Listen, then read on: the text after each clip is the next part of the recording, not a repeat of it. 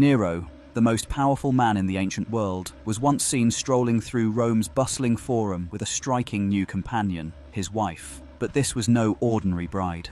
Draped in silken jewels and dressed to dazzle, she captivated the crowd's attention, yet whispers followed them everywhere. Because the truth behind that woman was chilling. She had once been a boy named Sporus. What Nero did to him stands as one of history's most disturbing tales of psychological and physical torment. This isn't just another story of Roman excess or imperial decadence. It's a haunting journey into how absolute power can twist love into obsession, grief into madness, and transform a human being into a living doll, forced to live out one man's darkest fantasy. The name Sporus might be unfamiliar now, but by the end of this story, his tragic fate will linger in your mind long after the video ends. If you're fascinated by the hidden, often brutal truths behind history's greatest figures, consider hitting that like button and subscribing for more stories like this. And tell me in the comments, where are you watching from? It's incredible to think that across different continents and centuries, we're connected by a shared curiosity about the past. Now, let's uncover the forgotten story behind Nero's twisted obsession and the boy forced to become his empress. Nero wasn't always the tyrant history remembers. When he took the throne at just 16, many Romans believed a golden age was dawning. The young emperor seemed different. He cut taxes, poured money into grand public games, and even stepped onto the stage himself, performing plays that delighted ordinary citizens. It looked like Nero might be the leader the empire desperately needed, but power has a way of changing people. Behind the youthful charm lurked a growing darkness.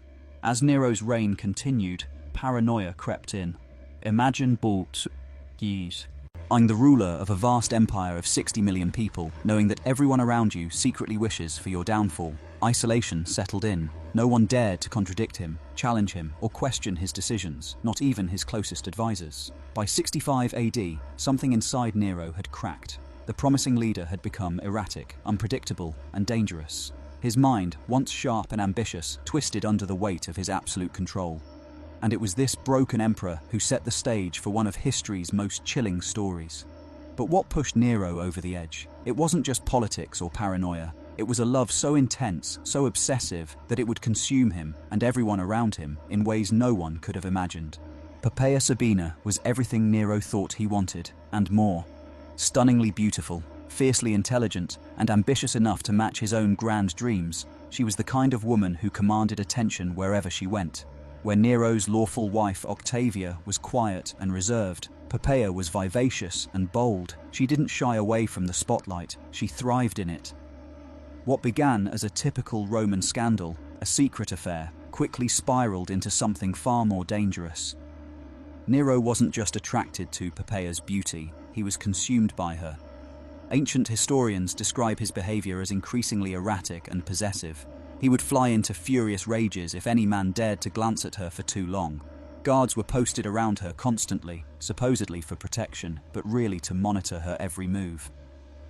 Nero lavished Poppaea with extravagant gifts, jewels from India, silks from China, perfumes from Arabia, draining the imperial treasury just to prove his devotion. But even this wasn't enough. He began to reshape his entire world to fit her. Divorcing Octavia in a shocking move that cost him many supporters, then announcing his plans to marry her by Poppaea in a lavish imperial ceremony. His obsession isolated her from everyone but those who owed their power directly to him. Nero wasn't just in love, he was possessed, and he was willing to destroy anything and anyone to keep Poppaea close. Everything came crashing down in 65 AD, on a day that would change Nero's life forever. The details vary depending on which ancient source you trust, but the result is chillingly clear. A violent argument between Nero and a pregnant Poppaea ended in tragedy. Some say it started over Nero's late nights at chariot races. Others claim it was about his obsession with theatrical performances. Whatever sparked the fight, it escalated quickly. Poppaea, carrying their unborn child, dared to criticize Nero, accusing him of caring more about his public image than his duties as a husband and father. In a terrifying rage, Nero struck her. Some accounts say a single brutal blow, others describe a sustained attack that left her bleeding and unconscious on the cold marble floor. Imagine the moment Nero realized what he had done. the man who commanded legions, worshipped as a god by millions, had just destroyed the one person he claimed to love. What followed was a scene historians call one of the most pathetic in imperial history. Nero, overcome with grief and horror, begged Poppaea's forgiveness, pleading with her to live as if his power could even hold back death. He summoned Rome's best physicians, promising fortunes or threatening torture, desperate to save her. But it was too late. Poppaea died within hours, along with the child she carried. The empire lost not only an empress, but a symbol of hope. In his grief, Nero refused to follow Roman customs. Instead of burning her body, he had it embalmed, placed in a tomb grander than any before, declared her divine, and established a cult in her honor. For days, he spoke to her corpse as if she could hear him. The entire imperial court was fools, asked to join in this surreal charade, referring to Poppaea in the present tense and leaving her seat empty at banquets. Anyone who dared suggest Nero move on faced exile or worse. It was during this strange, dark chapter that Sporus entered Nero's life, and the nightmare truly began. Into this tragic and twisted world stepped Sporus, a young freed slave, likely no older than 14 or 15. Born into servitude within the imperial household, he was educated and trained for administrative duties, enjoying a rare privilege for someone of his status. But all of this meant nothing compared to what Nero saw when he first laid eyes on Sporus. What caught Nero's broken mind wasn't Sporus's intelligence or skills, it was his face. Multiple ancient sources agree, Sporus bore an uncanny resemblance to the late Poppaea, especially around the eyes and delicate bone structure. In a society that believed physical similarity signaled spiritual connection, this was almost supernatural. For Nero, devastated and obsessed, Sporus became a twisted chance at redemption, a way to undo the irreversible, to see Poppaea again, reborn in another body. The one problem, Sporus was male, but for an emperor who fancied himself a god and had spent months talking to a corpse, changing a person's gender was a minor hurdle. What followed was one of the most calculated acts of cruelty ever recorded. Nero ordered Rome's best physicians to perform surgery on Sporus, not to heal, but to mutilate, to forcibly feminize him. This wasn't just physical pain, it was a systematic destruction of identity. The procedure was brutal, dangerous, and irreversible. It carried huge risks: infection, blood loss, even death. Sporus was held down by guards as surgeons worked, his screams lost in the silence of the palace walls. Even if he survived, he would be forever changed, physically, emotionally, and socially. This was no choice. It was torture masked as transformation, a living nightmare forced upon a boy who had no say in his fate. After the brutal transformation, Nero announced something that stunned even the jaded Roman elite. He would marry Sporus in a full imperial ceremony. This wasn't a private affair, it was a spectacle worthy of the greatest emperor in history, designed to legitimize a nightmare.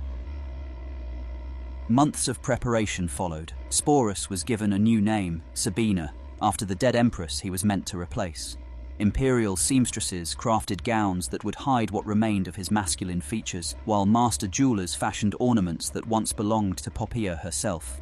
These weren't just decorations, they were chains binding Sporus to a role he never chose.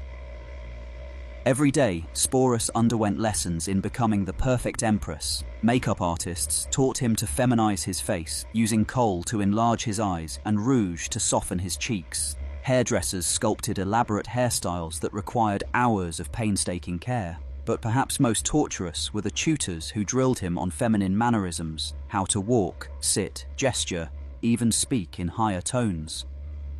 Imagine the psychological weight of this forced performance. Each morning, Sporus woke to mirrors reflecting a stranger's face, a face he was ordered to inhabit, erase, and become. Every lesson was a reminder that his original identity was being wiped away.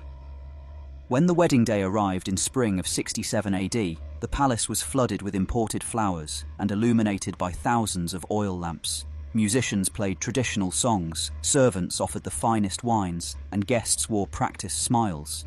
To outsiders, it was a grand imperial wedding, but those who knew the truth felt a mix of horror and fascination. Nero treated Sporus as a true empress, granting him a household, luxurious quarters, and a retinue fit for royalty. tie. But behind the luxury was relentless pressure. Sporus had to perform perfectly, answering to Nero's twisted expectations, pretending to share memories he never had, playing the role of a woman he was forced to become.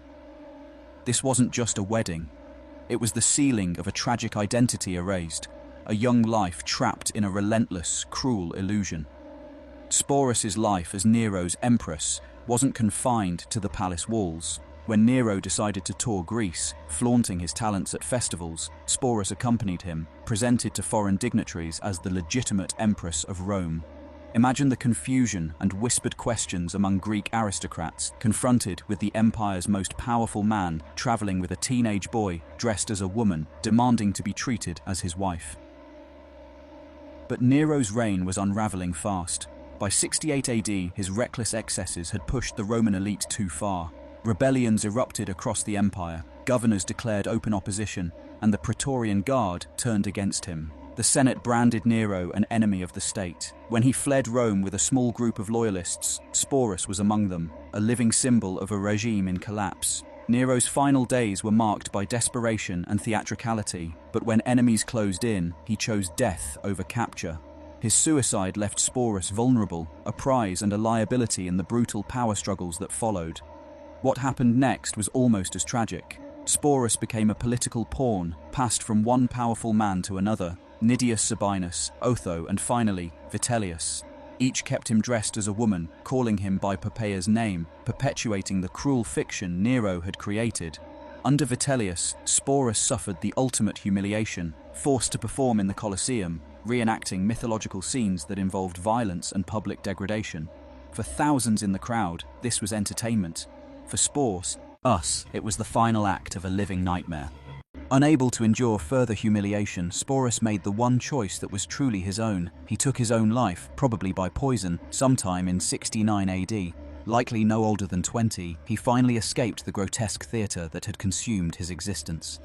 Sporus's story remains a haunting reminder of the human cost behind imperial grandeur, a tale of identity erased, suffering endured, and the tragic reclaiming of agency in death. The story of Sporus is not just a forgotten footnote in Roman history, it's a chilling testament to the devastating cost of absolute power. From the moment Nero saw in him the ghost of a lost love, Sporus ceased to exist as a person and became a canvas for one man's twisted fantasies. Forced into a life of performance, pain, and humiliation, he was stripped of his identity, his agency, and ultimately, his freedom. But in choosing death, Sporus made a final, powerful statement, a refusal to be broken any further. His tragic end was both an escape and an act of defiance, reclaiming the one thing that had been denied to him all his life: control over his own fate. Behind every grand tale of empire and glory, there are countless human stories like Sporus's, stories of suffering, resilience, and survival that history often overlooks. Remembering him reminds us to look beyond the surface of history's heroes and emperors, to honor the lives forever changed in their shadows. So next time you think of Nero, or the might of ancient Rome, remember the boy who became an empress and the price he paid for a man's obsession